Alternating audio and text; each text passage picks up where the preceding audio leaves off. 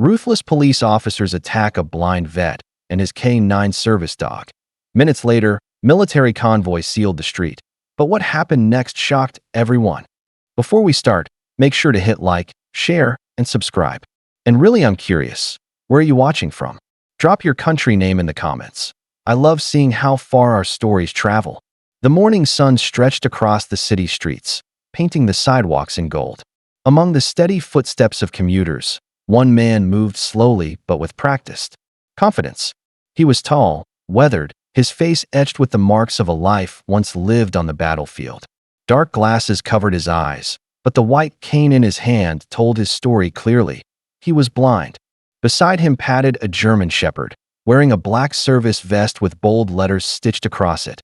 K-9 service dog. Every movement the dog made was precise, controlled, guiding the man around obstacles, stopping at curbs, leading him through the bustling chaos of downtown. To strangers, it was simply a service dog doing his job. But to the old man, this was no ordinary companion. Years ago, on foreign soil, the man had lost his sight in an explosion. The military gave him medals, the dog gave him life. The shepherd wasn't just his eyes, he was his partner, his shield, his last link to a world he once knew. As they moved together that morning, they seemed inseparable, two veterans bound by scars no one else could see. Neither of them knew that within minutes, everything would change. The city buzzed with its usual rhythm, horns blaring, footsteps echoing, the chatter of pedestrians filling the air. The old veteran tapped his cane lightly, following the steady guidance of his German shepherd. Each step was deliberate, safe, because he trusted the dog more than he trusted the world around him. But that morning, tension crackled through the streets.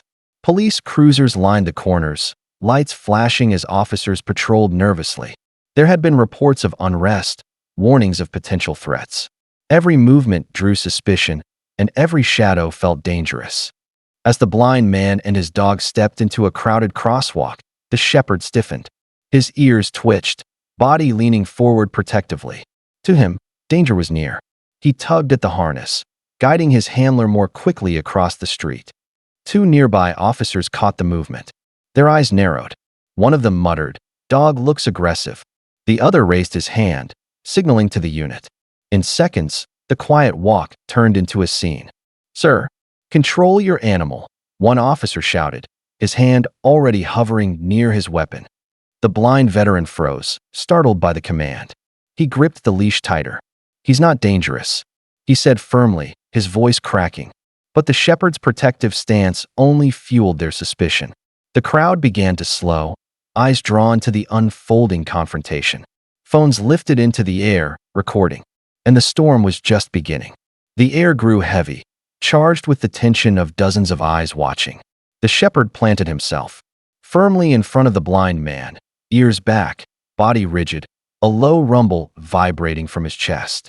To the crowd, it was clear he was protecting his handler. But to the officers, it looked like defiance.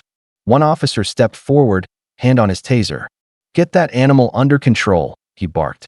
The veteran's voice trembled but held firm. "He's my service dog. He's trained. He won't hurt anyone." But the dog refused to move, instinct screaming that something was wrong. When the officer reached out, the shepherd growled, teeth bared, not attacking, just warning. That was all it took. Shouts erupted. Another officer lunged, tackling the old man to the pavement. His cane clattered onto the asphalt. The shepherd barked furiously, straining against his harness, trying to shield his handler, but a boot pressed him down hard. The veteran cried out, his hands groping helplessly for his dog. "Stop! He's not a threat. Please!" Gasps echoed through the crowd as one officer drew his gun, pointing it straight at the shepherd. The German shepherd froze, still and trembling but unyielding, his amber eyes locked on the man he swore to protect. Phones recorded. Bystanders shouted. Panic spread. And in that chaos, the clock began ticking, toward the 7 minutes that would change everything. The city street had erupted into chaos, sirens wailing, voices clashing, and the terrified cries of onlookers. The blind veteran struggled under the weight of 2 officers pinning him down. His hands reached out desperately, searching for his dog.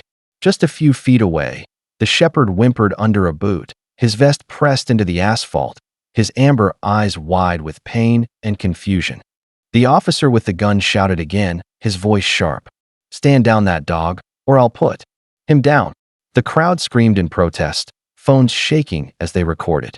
And then, faint at first, came a sound that cut through the noise. A low, steady rumble. Engines. Within moments, the sound grew into a roar. From the far end of the street, massive armored vehicles surged forward, tires crushing the pavement, military insignias glinting under the sunlight.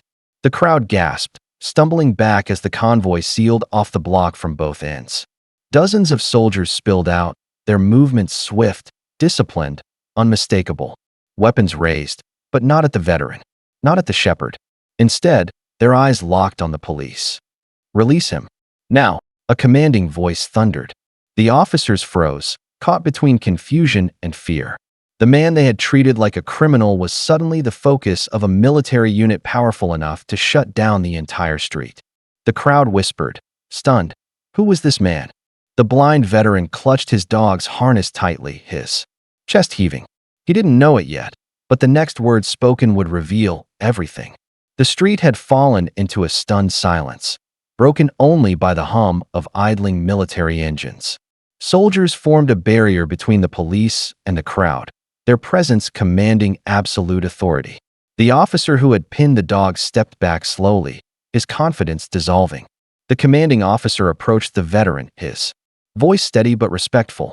"Sir, we're here now. You're safe." The blind man lifted his head, confusion etched across his face. "Safe?